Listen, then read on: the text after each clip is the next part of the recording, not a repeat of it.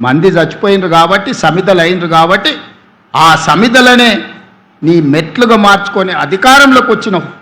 ఇవాళ అదే శంకరమ్మకు మేము ఈరోజు మహిళా కమిషన్ సభ్యురాలను చేసినాం. తెలంగాణ ఉద్యమ స్ఫూర్తిని నింపిన ఆడబిడ్డ వీరనారి చాకలి ఐలమ్మ మనకు స్ఫూర్తి. వీరనారి చాకలి ఐలమ్మ మనమరాల్ని ఈరోజు మనము మహిళా కమిషన్లో సభ్యురాలుగా నియమించినాం. ప్రొఫెసర్ కోదండరామ్ గారిని ఎమ్మెల్సీగా చేసినాం. ఎన్ని ఉద్యమకారులకు ఈరోజు గౌరవించినామో ఒక్కసారి లెక్క తీయండి. మా భట్టి గారికి విజ్ఞప్తి చేస్తున్నా, తెలంగాణ ఉద్యమంలో ముందు బాగానే నిలబడి రెక్కల్ని ముక్కలు చేసుకొని గొంతుని విప్లవాలకు అంకితం చేసిన కుటుంబాలను 9 మందిని గుర్తించి రాష్ట్ర ప్రభుత్వం అధికారికంగా కౌలను యాదగిరి లాంటోళ్లను చాలా మందిని గోరెటెంకన్నను పార్టీని జెండాను చూడకుండా ఈ గొప్ప కవులను సత్కరించి ₹1 కోటి ప్రతి కుటుంబానికి ఆర్థికంగా వాళ్ళు వయసు మొత్తం ఈ తెలంగాణ జాతికి అంకితం చేసి రెక్కలు ముక్కలు చేసుకున్న వాళ్ళు ఈ వయసులో పిల్లలకు కనీసం చదివించడానికో పట్టెడు అన్నం పెట్టడానికో పెళ్లి చేయడానికో ఆర్థిక స్తోమత లేని పరిస్థితుల్లో 9 మంది కవులను తెలంగాణ అవతరణ దినోత్సవం రోజు సన్మానం చేయడం కాదు, తలా ₹1 కోటి ఆర్థిక మద్దతు మన రాష్ట్ర ప్రభుత్వం ఇచ్చింది. ఇది నా సొమ్ము కాదు, ఇది ప్రజల సొమ్ము. ప్రజల కోసం పనిచేసిన వాళ్ళకు చెందాలి అని ఆ కవులను గాయకులని ప్రభుత్వం సన్మానించింది, గౌరవించింది, ఆర్థికంగా సహాయాన్ని అందించింది. ప్రజా జీవితంలో ఉన్న వాళ్ళకు చాలామందికి ఈరోజు మనం ప్రజాప్రతినిధులుగా అవకాశం ఇచ్చిన గిన్నే మా దయాకర్ ఉన్నట్టున్నాడు, ఉద్యమంలో ఉన్నాయన తెలంగాణ ఉద్యమంలో పనిచేసిన ఆయన ఈరోజు ఎమ్మెల్సీ వేదిక మీద ఉన్నాడు. దయాకర్ ఉన్నట్టున్నాడు, దయాకర్ని ఎమ్మెల్సీ చేసినాం. ఆనాడు తెలంగాణ ఉద్యమంలో పనిచేసినాడు. ఇట్లా నేను చెప్పుకుంటూ వెళ్తే 100 మందికి అవకాశాలు కల్పించింది ఈ ప్రభుత్వం. అందుకోసం మేము దిగిపోవాలా? ఎందుకోసం దిగిపోవాలి? పోవాలి అని అంటున్నాడు. ఎందుకోసం పోవాలి?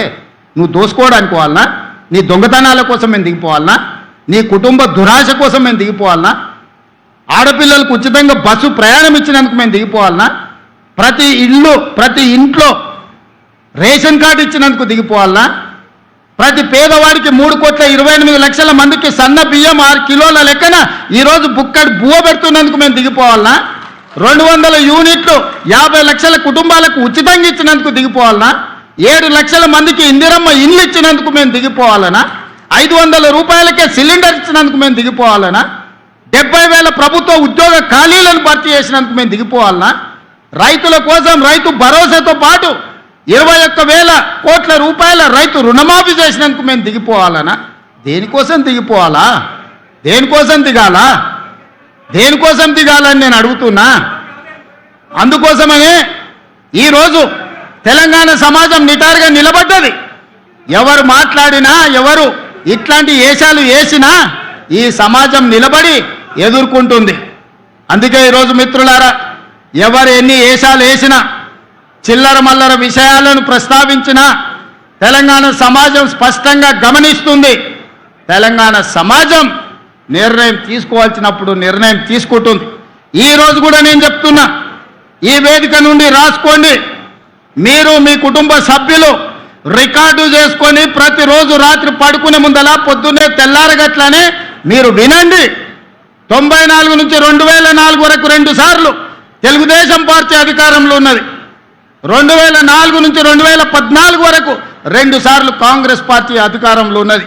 2014 నుంచి 2023 డిసెంబర్ వరకు మీరు 2 సార్లు అధికారంలో ఉన్నారు. 2024 నుంచి 2034 వరకు ప్రజా పాలన అధికారంలో ఉంటుంది. ఇది చరిత్ర, ఇదే చరిత్ర, ఇదే భవిష్యత్తు. మీకు చెప్పుకోవడానికి గతం ఉందేమో కానీ చర్చించుకోవడానికి భవిష్యత్తు లేదు. మీకు భవిష్యత్తు లేకుండా మీ భవిష్యత్తును భావి తరాలకు మీరు చేసిన దుర్మార్గాలను ఒక పాఠంగా చరిత్రకు అప్పచెప్పే బాధ్యత మేము తీసుకుంటాం. ఈరోజు ఇక్కడికి వచ్చిన అందశ్రీ అభిమానులు, ఇక్కడికి రాలేకపోయిన కోట్లాది మంది అందశ్రీ గద్దరన్న అభిమానులు ఇదే శపథంగా తీసుకొని గల్లీ గల్లీ తిరుగుతారు, గుండె గుండె తడతారు, గూడాల దగ్గరికి గుడిసెల దగ్గరికి వెళ్ళి ప్రజలకు వివరిస్తారు ఎవరి పాలనైంది, ఎవరి పాలైంది తెలంగాణ, ఎవరు ఉంటే ఈ తెలంగాణకు మేలో తప్పకుండా జరుగుతుందని తెలియజేస్తూ